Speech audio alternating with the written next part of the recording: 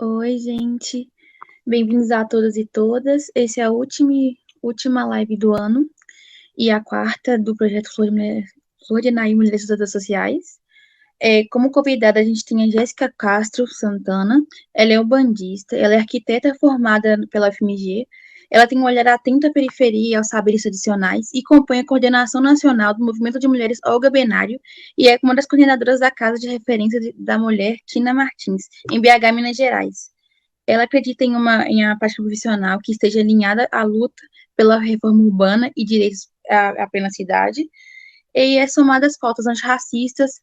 é, anticapacitistas, contra a cultura do estupro e o machismo anticapacitista. Ela está representando a Alga Benário nessa live de hoje. Passo a palavra para a Catiúcia.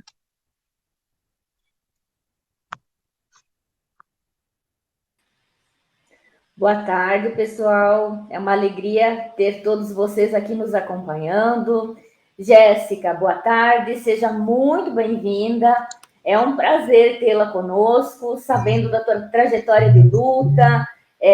sabendo, né, do companheirismo com a Larissa, nossa colega de equipe aqui do Projeto Flor de Anaí. Então, nós estamos muito felizes, né, já arrumando, como a Vitória anunciou, para um desfecho do projeto, neste ano de 2022, né, com a tua presença e para falarmos da Olga Benário, essa mulher comunista, revolucionária, tão importante na história do nosso país, na história mundial. Então, para te receber, Letícia, Jéssica, para te receber, Jéssica, conta para a gente um pouquinho quem foi Olga Benário, quem foi essa mulher revolucionária. Claro, primeiramente, boa tarde, né, a todo mundo, boa noite ou bom dia, dependendo aí do horário de quem estiver assistindo. Agradeço pelo convite em nome do Movimento de Mulheres Olga Benário, da Casa de Referência da Mulher Tina Martins, e vou compartilhar um pouquinho com vocês sobre quem foi Olga Benário Prestes, né, que é essa mulher tão importante, tão revolucionária, literalmente, e que nomeia o movimento que eu componho e que desenvolve diversas lutas aí Brasil afora. Gostaria de começar tentando quebrar um pouco desse estigma, né, que é associado a Olga como apenas a mulher de Carlos Prestes, porque ela foi muito, muito mais do que isso, e por ser tão cabulosa, né, naquela época, ela, de fato, né, chegou a ter esse contato com ele de uma maneira política, afetiva, emocional e também, né, tendo um filho com esse militante revolucionário aqui do Brasil. Mas, para quem não conhece, né, Olga Benário Prestes, ela nasceu dia 12 de fevereiro de 1908, ela foi uma mulher alemã, nascida em Munique, e também judia, o que foi algo crucial também para o processo de morte dela, né? E eu vou contar um pouquinho mais nesse desdobramento aí da cronologia de vida da Olga, mas ela iniciou a sua vida política de militância muito cedo, com 15 anos, dentro da Juventude Comunista Alemã, e com o passar do tempo, de uma maneira muito rápida, a partir dos desdobramentos das lutas que ela estava inserida, ela também se inseriu no Partido Comunista da Alemanha, o PCA. Ela tinha muita energia, né? Muita crença na ideologia comunista de que a gente precisava construir uma sociedade que fosse mais justa para todos, né? Todas e todes, fazendo uma atualização aí dessa palavra, mas bem, dá para a gente poder também depois falar um pouquinho sobre essas outras lutas que ela esteve inserida lá na Alemanha e como ela teve uma presença muito forte dentro dessas lutas políticas, trazendo um pouco esse paralelo para o Brasil. Em 1934, aos 26 anos, então, reforço aqui, né, a importância de dizer de como que a vida de Olga ela foi muito intensa, apesar de ser muito curta. Ela teve aí, né, um desenvolvimento, um indicativo do secretário da Terceira Internacional, que foi, né, uma organização mundial dos comunistas, que direcionou e também serviu como diretriz, né, para o processo da União das Repúblicas Socialistas Soviéticas. Ela recebeu uma tarefa extremamente especial, que era acompanhar e dar segurança pessoal a um líder revolucionário latino-americano, né, que tinha decidido aí voltar para o Brasil e comandar uma revolução, que no caso foi o Luiz Carlos Prestes, como eu comentei um pouquinho antes, e foi dado a ela, né, essa missão de servir como segurança desse homem. Então a gente já coloca aí um parâmetro, né, de gênero, de como que uma mulher, né, como Olga, tão jovem, ela se dedicou à sua vida política de uma maneira tão intensa e com tanta crença naquilo que fazia, nas lutas que tocava, que ela, né, deu segurança para esse homem, o que a gente imagina em geral que é o contrário, né? Bem, e na época que a Olga ela chegou aqui no Brasil, né, que foi em 1935, ela já encontrou em andamento um grande e pujante movimento de massas, né, que foi a ALN, ou a Aliança Nacional Libertadora, que foi extremamente importante para tocar lutas e também fazer um processo ativo de movimentação nas ruas, junto às massas contra o governo de Getúlio Vargas naquela época, né? É importante dizer que deixa eu só ver aqui. Sim. É importante dizer que naquela época,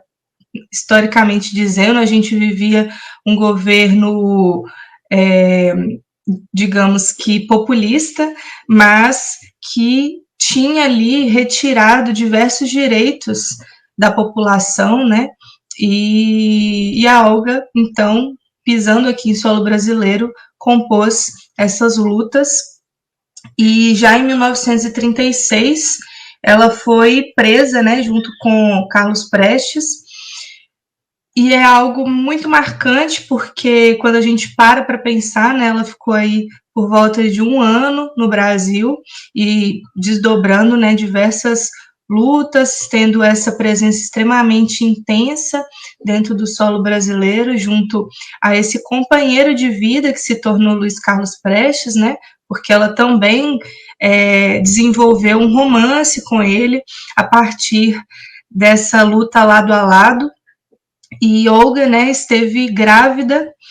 e é importante dizer que, apesar de ela ser uma estrangeira em solo brasileiro, quando ela percebe a gravidez, ela deveria, então, ter um direito básico que era garantido pela Constituição Federal da época, que era a permanência no país, né? Mas a gente vivia, como eu comentei, no governo de Getúlio Vargas, que foi um governo extremamente opressor às lutas populares, e ela, então, foi entregue a Hitler pelo, então, presidente daquela época. Como eu comentei no inicinho dessa apresentação, Olga foi uma mulher judia, e naquele momento a gente estava em uma ascensão muito grande do nazismo na Alemanha, então isso já desdobrou também, né, para uma certeza de Olga com relação à sua morte, junto a esse processo de fascismo da Alemanha. Gostaria de reforçar alguns processos finais da sua vida que demonstram que, apesar de ela estar em uma situação extremamente vulnerável, né? Ela estava nos campos de concentração, ela não tinha mais a sua liberdade para poder exercer as lutas que acreditava, ela ainda assim, né, achava extremamente importante organizar, conscientizar as mulheres que estavam ali presentes com ela. Então,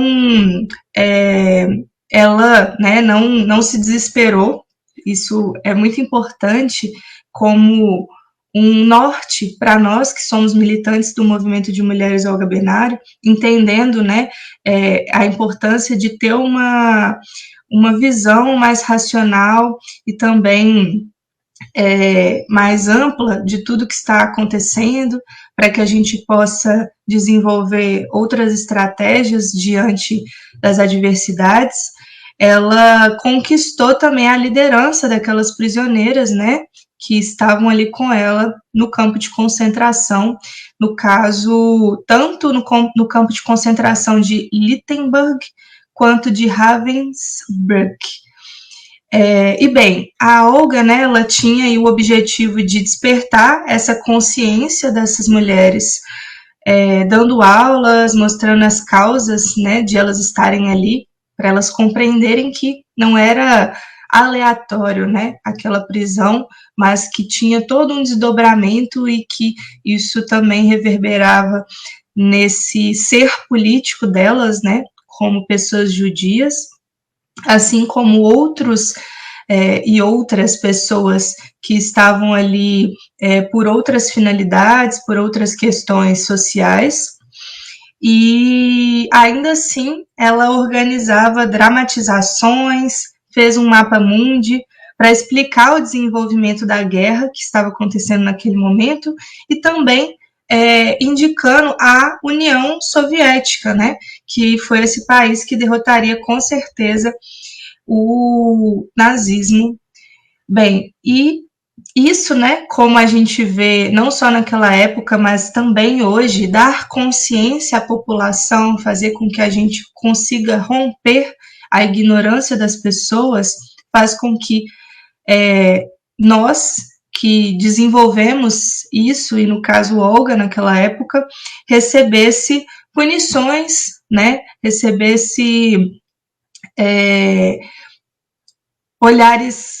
contrários, e como ela já era uma prisioneira, isso desenvolveu também meses em solitárias fétidas, insalubres, chicotadas e outros tipos de tortura, mas ainda assim ela se manteve firme e forte e não recuou. E bem, a Olga, então, ela,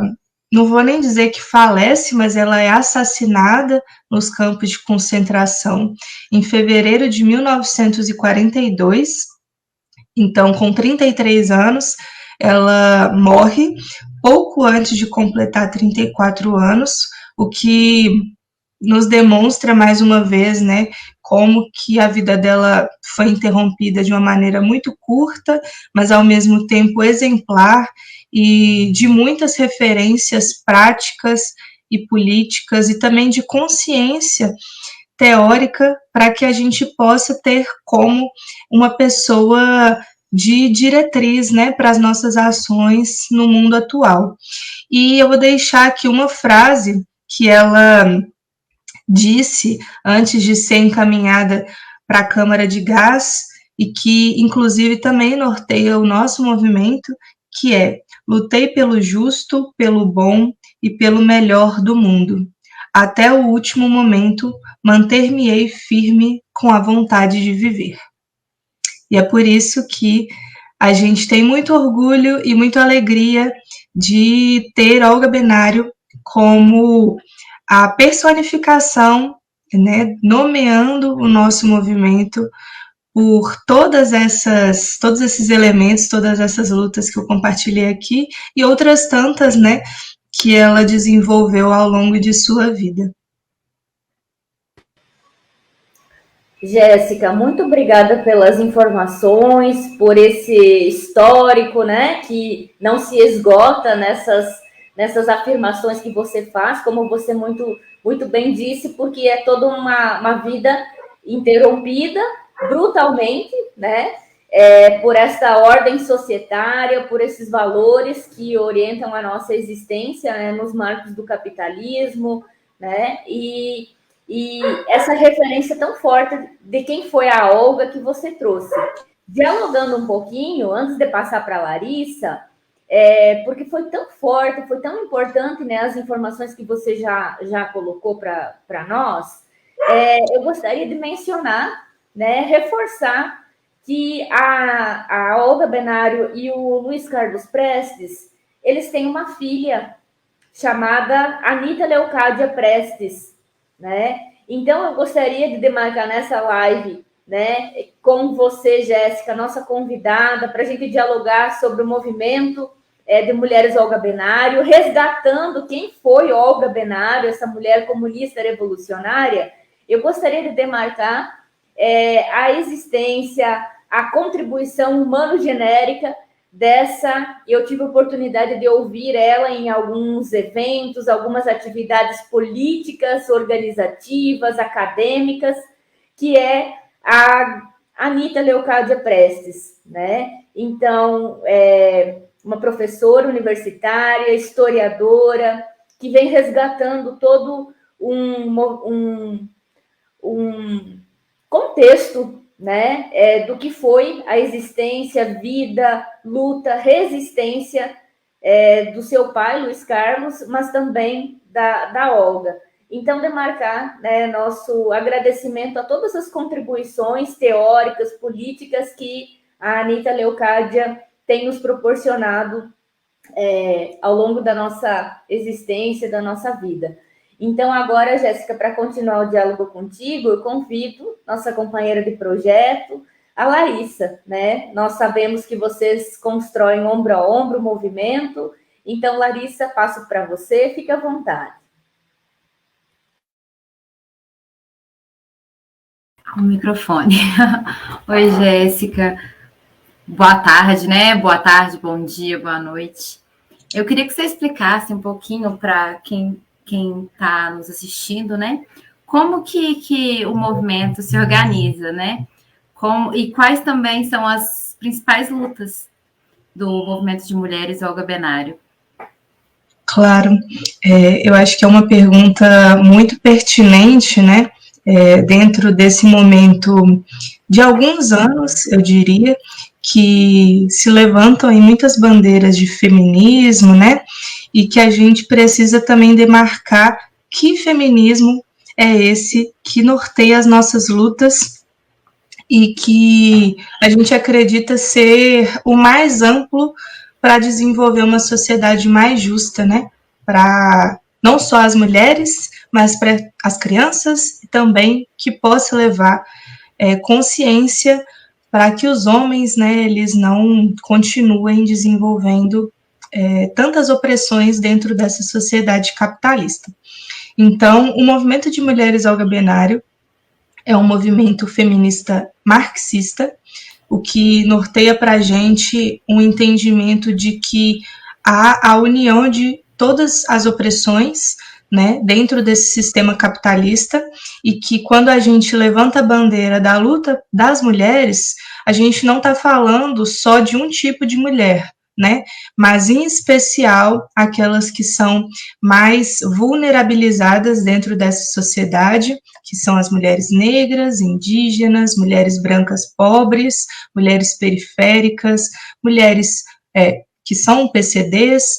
e outras tantas, né, que têm aí atravessado em suas vidas questões que envolvem tanto gênero, quanto classe, quanto raça, né? E trago aqui, então, a informação do porquê que a gente, né, organizou e desenvolveu esse movimento, que existe desde 2011. Então, no ano passado, completou aí uma década desse movimento tão importante e tão jovem também em comparação a outros, mas ele se deu pela necessidade da organização das mulheres brasileiras de lutar contra a violência, a opressão e a exploração da mulher, além das injustiças existentes nessa sociedade que a gente está inserida, que é patriarcal, que é capitalista,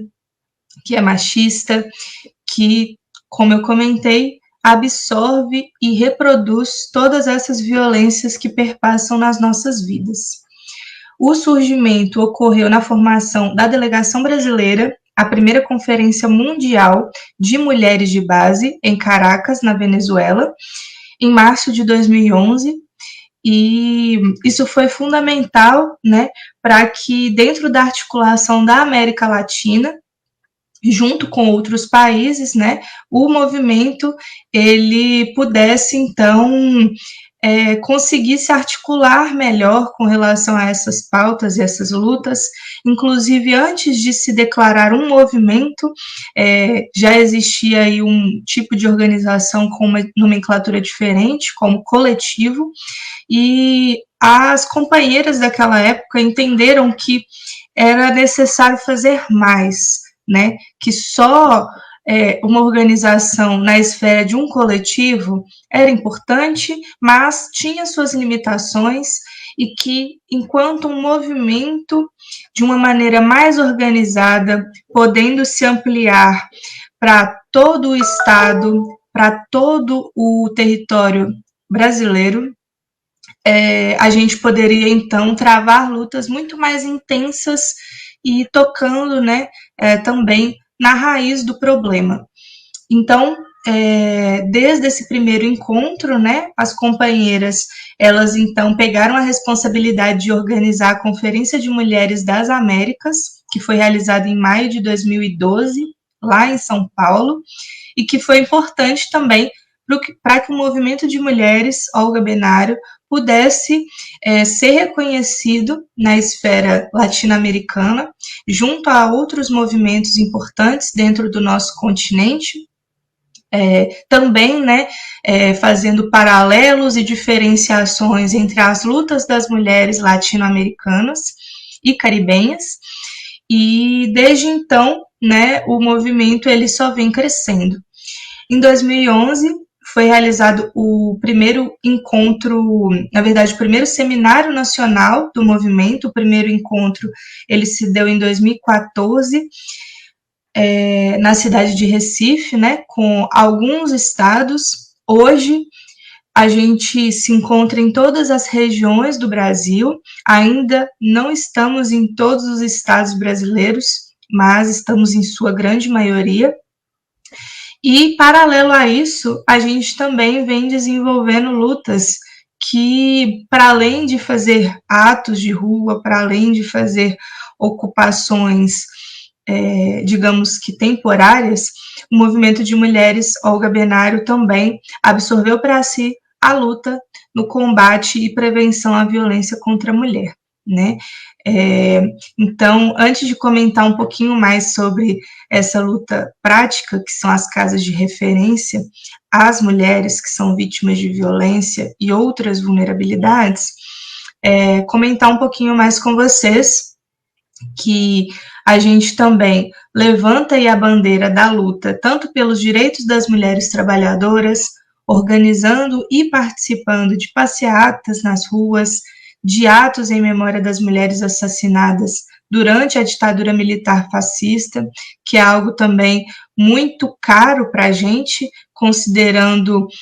a importância de tantas companheiras que deram as suas vidas para que a gente pudesse ter hoje minimamente uma democracia, que foi rompida de alguma maneira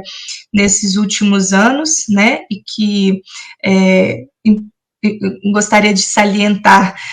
lembrar isso um pouco antes, né, dessas eleições, porque a gente acredita que é importante votar, mas para além disso, é importante a gente continuar fazendo lutas práticas para que esses processos de opressão e de silenciamento da população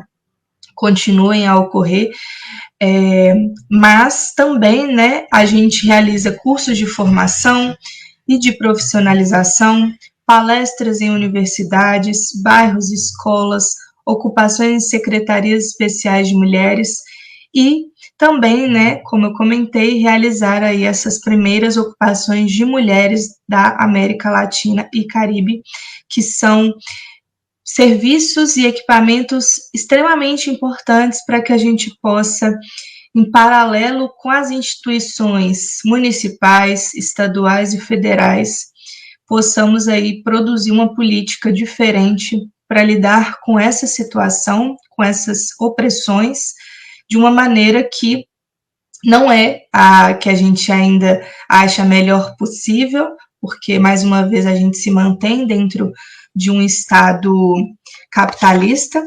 mas a gente percebe que consegue, então, produzir outras alternativas para esse tipo de situação. E aqui eu reforço algumas lutas que também a gente desenvolve ao longo do ano e que são muito caras para nós dentro do feminismo marxista, entendendo a mulher e o mundo do trabalho, o direito à creche como algo básico também para a autonomia e independência das mulheres trabalhadoras, saúde da mulher, a luta da mulher negra, a luta da mulher jovem, a luta das mulheres lésbicas, bis e transexuais, também a luta dos povos originários e a sua resistência, como eu comentei, a violência contra a mulher, como esse ponto central de muitas das nossas lutas práticas atualmente, entendendo também a importância do nosso movimento não ser algo somente teórico, mas extremamente prático, então levantando a bandeira da resistência e das ocupações. E, bem, acho que no mais é isso. É um movimento que preza também por desenvolver lutas cotidianas, lutas que vão se atualizando de acordo também com as novas demandas da sociedade e que a gente acredita que, de fato, para que haja a libertação de todas as mulheres, é necessário que a gente crie uma ruptura no sistema capitalista e desenvolva uma nova sociedade, uma sociedade socialista. Jéssica, como você já demarcou, fala um pouco sobre as casas de referência de atendimento das mulheres, sobre a atuação do coletivo Olga Benário nesse âmbito de atuação. Claro. Bem, as casas de referência que nós desenvolvemos, elas existem desde o ano de 2016, né? A primeira casa ela foi desenvolvida no dia 8 de março de 2016, aqui em Belo Horizonte, Minas Gerais, onde eu falo, e que inclusive eu sou uma das coordenadoras desse espaço, desde aquela época, e desde então, né, agora em 2022, nós temos mais de 10 casas que foram produzidas pelo movimento de mulheres Olga Benário. Algumas sofreram boicotes, golpes e, infelizmente, tiveram um processo de reintegração, ou como aconteceu, por exemplo, em Mauá, no estado de São Paulo, um governo teve a coragem de quebrar, literalmente, uma edificação para que a gente não pudesse mais desenvolver um trabalho de combate e prevenção à violência contra as mulheres. As casas de referência, para quem não sabe, elas têm uma distinção das casas-abrigo, porque as casas-abrigo são espaços sigilosos para mulheres que estão em risco iminente de morte, e as casas de referência, utilizando inicialmente como base a Casa da Mulher Brasileira, que tinha ali, dentro de um projeto federal, o entendimento já no passado, né, no governo da Dilma, que para que a gente pudesse dar um suporte para as mulheres vítimas de violência, era necessário um processo multidisciplinar de profissionais e serviços diversos e que se complementavam. A Casa Tina Martins, ela tem como eixo, né, como cerne, também fazer uma multiplicidade de atendimentos e ainda, né, a gente tem muito a avançar, entendendo também as limitações enquanto um movimento de mulheres, né, que não tem recursos financeiros como um município de Belo Horizonte, como o estado de Minas Gerais, como a nação Brasil, né, mas ainda assim a gente salva vidas diariamente. Então, vou contar um pouquinho mais sobre a história da Casa de Tina Martins, da ocupação de Tina Martins para vocês entenderem um pouquinho mais sobre como que é um processo dessas ocupações, dessas casas, as reivindicações, mas entendendo também que esses processos, eles variam de ocupação a ocupação, de estado para estado, de município para município, inclusive entendendo, né, que às vezes nós vamos ter um pouco mais de abertura com o governo que está ali presente, às vezes a gente vai ter menos, mas em geral a gente vai ter muitas adversidades para conseguir sermos visibilizadas e valorizadas dentro de redes de enfrentamento, apesar da gente já ser referenciada muitas vezes nesse processo de acolhimento e abrigamento de mulheres vítimas de violência. Bem, a ocupação Tino Martins, ela se iniciou aqui em Belo Horizonte em 2016, como eu comentei, no dia 8 de março, entendendo que era importante fazer uma luta prática, revolucionária e também de impacto na cidade, visto que naquela época a gente já estava num processo inicial de golpe contra a presidenta Dilma Rousseff, e a gente percebia que a luta das mulheres, as demandas das mulheres naquele momento, em especial no dia 8 de março, não estavam sendo visibilizadas como deveriam. Então, o Movimento de Mulheres Olga Benário, junto com o MLB, que é o Movimento de Luta nos Bairros, Vilas e Favelas, que é um movimento parceiro nosso, não só aqui em BH, mas em todos os estados que nós estamos presentes, desenvolvemos essa ocupação, que deveria ser algo temporário, para servir como uma denúncia, para que o Estado de Minas Gerais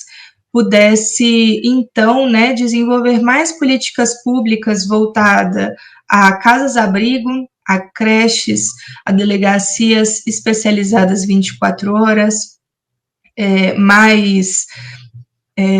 espaços também de acolhimento em geral para essas mulheres. E a gente teve uma repercussão tão grande na cidade que a gente foi desenvolvendo um processo de ocupação mais extenso, mais em comunicação também com a sociedade, e a gente, então, permaneceu no espaço da ocupação por 93 dias, mais ou menos, mais de 90 dias, e em junho a gente então teve a transferência para o espaço atual que estamos, que é numa região mais central, e também com uma classe social que não conversa necessariamente com o trabalho e com as mulheres que a gente tem como foco nas nossas lutas, né? Reforço aqui que quando a gente ocupou o espaço antigo, que era o antigo bandejão da Escola de Engenharia da UFMG, esse prédio, ele se encontra numa área extremamente vulnerável aqui da cidade, onde tem um histórico de prostituição, de pobreza e também de violência, e que foi extremamente também importante para que a gente pudesse levantar outras reflexões que perpassam a violência das mulheres para além daquela principal que a gente estava levantando. Então, desde o início de junho de 2016, nós estamos no espaço atual, então a gente desenvolve essa luta aqui em Belo Horizonte há 6 anos, e fomos sementes, né, para que as outras companheiras de outros estados, como São Paulo, Rio de Janeiro, Ceará, Pernambuco, Rio Grande do Sul, Florianópolis, pudessem também, no caso Santa Catarina, né, pudessem também desenvolver outras lutas tão importantes. Aqui eu listei alguns estados, mas a gente tem outros, né, como Pará também, que vem aí desenvolvendo outras formas de casas de referência, com a nossa ideologia, né, com esse cuidado e esse acolhimento às mulheres e pessoas vítimas de violência. Bem, hoje, na Casa Tina Martins, a gente desenvolve um trabalho em cima de 4 eixos, sendo o primeiro o eixo da formação política, entendendo não somente por sermos um movimento social, mas que todos nós somos seres políticos e por isso a gente precisa de espaços também para refletir, para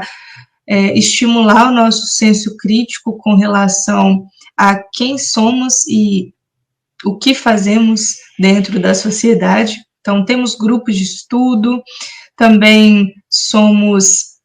espaço para que outros movimentos sociais possam se organizar, né? Possam ter espaços de acolhimento ali. A gente também tem o eixo do encaminhamento, entendendo, como eu comentei, que nós temos limitações. A gente também, né, utiliza as casas de referência como esses instrumentos para pressionar os governos municipais, estaduais, a de fato fazerem o que devem fazer, né? A gente não quer fazer o que o Estado faz, porque se existe ainda um Estado, ele deve priorizar e dar toda a política, toda a segurança para que aquelas mulheres, para que aquelas pessoas vítimas de violência possam ter garantia de vida, né? Então, a gente também está dentro de uma rede de enfrentamento à violência contra a mulher do Estado de Minas Gerais, para que a gente possa, articulado a outros serviços institucionais, criar também uma rede para essas vítimas. E, por último, mas não menos importante, a Casa Tina Martins ela faz uma diferenciação entre acolhimento e abrigamento. Então, a gente entende que todas as pessoas que nos procuram são acolhidas, mas não necessariamente abrigadas, e o acolhimento, ele envolve não só uma escuta ativa e empática com as vítimas que nos procuram, mas também um atendimento psicossocial gratuito, um atendimento jurídico gratuito, um atendimento social gratuito, para que a gente possa também, né, fornecer alguns serviços que muitas vezes não chegam à maioria das mulheres e das pessoas em algum tipo de vulnerabilidade. E, além disso, a gente também desenvolve atividades no espaço da casa para que a gente possa criar outras formas de falar sobre temáticas que permeiam a vida das mulheres de uma maneira menos convencional, né? Então, um dos eventos que são muito importantes para a gente hoje é a Feira da Tina, que é um espaço que serve tanto como economia alternativa, economia solidária, tanto para casa quanto para as produtoras autônomas e locais que estão naquele espaço, mas também para que a gente possa desenvolver e estimular espaços de debate sobre temáticas importantes para a vida das mulheres. E, por último, mas não menos importante, a gente tem o abrigamento de fato, que é, no caso, considerar a casa como casa de passagem. Então, mulheres que não têm nenhuma rede de apoio familiar, de amigos, e que não estão em risco iminente de morte, elas podem permanecer nesse espaço quando necessário, até ter outros desdobramentos de possíveis soluções, entre aspas, porque a gente sabe que soluções elas não são assim algo tão rápido de acontecer, principalmente dentro dessa sociedade tão desigual e injusta que a gente tem, em especial também as mulheres, mas elas permanecem naquele espaço, caso a caso, diante, né, de uma necessidade de estar num local seguro, sozinhas ou com seus filhos, e a gente segue, então, desenvolvendo essa política em paralelo, né, com esses outros serviços existentes, a gente poder criar outras formas de combate e prevenção à violência contra a mulher, que possam ser menos revitimizadoras, que possam ser mais acolhedoras, empáticas, e que também proporcionem às mulheres que estão no espaço da casa um processo de fortalecimento e autonomia, para que elas possam também, né, se entenderem enquanto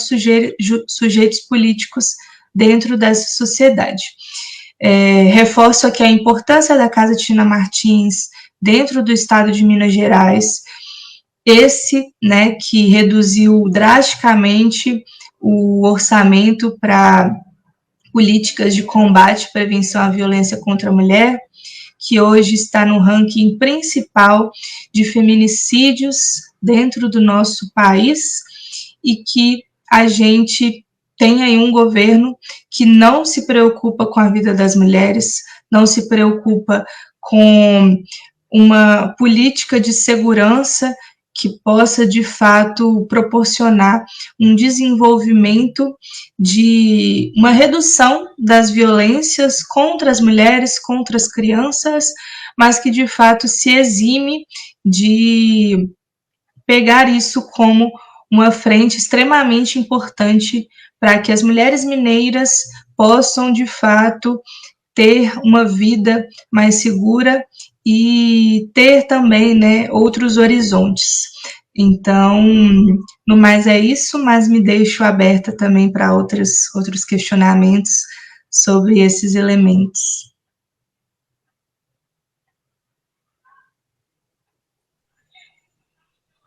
Jéssica, nós agradecemos a sua participação, adoramos saber sobre o coletivo, sobre todas as informações que a senhora passou, e eu passo a palavra para a Catiúcia.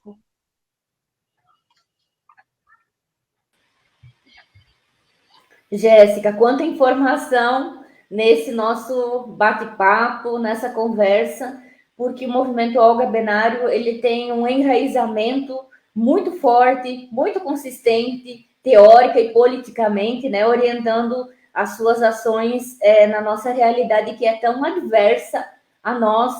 mulheres, né? Então, eu gostaria de te agradecer, gostaria de parabenizar pela atuação, de demonstrar o nosso, enquanto equipe, né, enquanto projeto Flor de Anaí, o nosso reconhecimento ao movimento de mulheres Olga Benário, né? Dizer que é um movimento que a gente sempre dialogou em várias atividades, em vários espaços,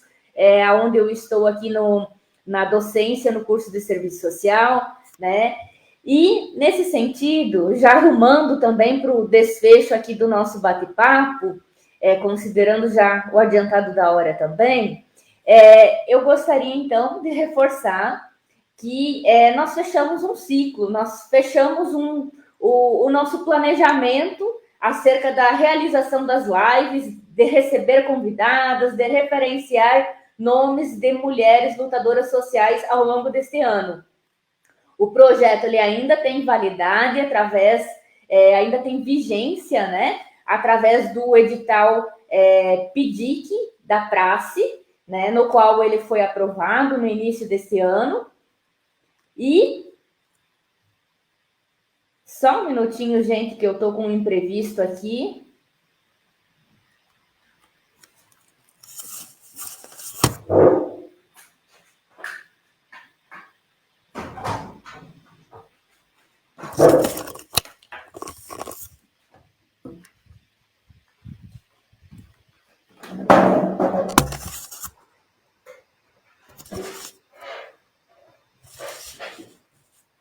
Mudei de lugar porque problemas do ambiente doméstico insistem em acontecer nesses momentos, né? Então, fazer a referência que nós estamos desfechando esse ciclo das lives, nós fechamos com esta tão importante, né? A realização de 4 lives ao longo desse ano, né? De vigência do projeto Flor de Anaí, Mulheres Lutadoras Sociais. Demarcar que nós recebemos a professora Sofia Manzano como nossa convidada. Nós recebemos a assistente social, mulher, lutadora social, envolvida em movimentos e pautas LGBTQIA+. em Santa Catarina, a nossa colega assistente social, Little Skill. Na live passada, nós recebemos a mulher lutadora social com forte atuação em Belo Horizonte, em Minas Gerais, Renata Regina, né? Nós conversamos com a Renata, reivindicando todo o legado da mulher lutadora social Ana Montenegro, e agora contigo, Jéssica, desfechando com muita potência, né? Reivindicando o legado, a trajetória de luta da Olga Benário. Então, missão cumprida, aquilo que nós nos planejamos realizar no contexto da realização de lives, né? Nós ainda temos tarefas enquanto projeto, nós vamos compilar em formato de cartilha, né? A cartilha do projeto Flor de Anaí, Mulheres Lutadoras Sociais, vai ter um compilado dos 2 anos do projeto. Então, até o final deste ano, né, nós aqui na UFOP estamos nos aproximando do final do semestre letivo 2022-01. Então, nesse final do semestre letivo, início do próximo semestre, que vai acontecer ainda neste ano de 2022, nós vamos lançar a cartilha, né? Então, nós vamos reforçar de modo escrito, a partir das entrevistas, a partir desse roteiro de bate-papo que nós fizemos com vocês convidadas, né? Tudo aquilo que também já está registrado nesse formato em vídeo, né? A partir das nossas lives, rodas de conversa. Então, nós temos atividade, né? No sentido de construção dessa cartilha, nós já estamos nos dedicando a essa tarefa e também uma outra atividade que ainda nós teremos até o final do ano de 2022 é a participação no Encontro de Saberes da UFOP, né? É um espaço muito potente, com mostra dos diversos projetos, editais, o âmbito da pesquisa, o âmbito da extensão, né?